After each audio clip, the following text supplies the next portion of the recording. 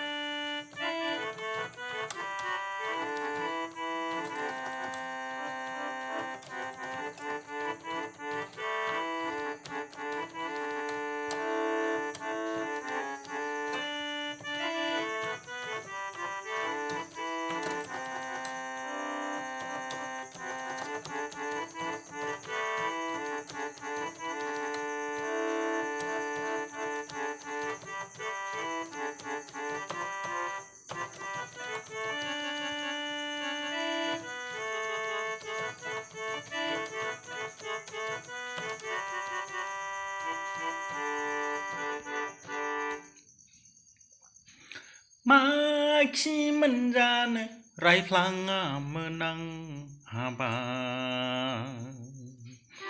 बिहाव जागोनालाय आंखौ रागा जोंदों माखि मोनजानो एदावफ्लाङामोन आंलाय बिखुनजो जागोना आंखौ गारफिनलायबाय आंखौ गारनानै फिसाजो बिमाया गोदान हौवासो फरायदों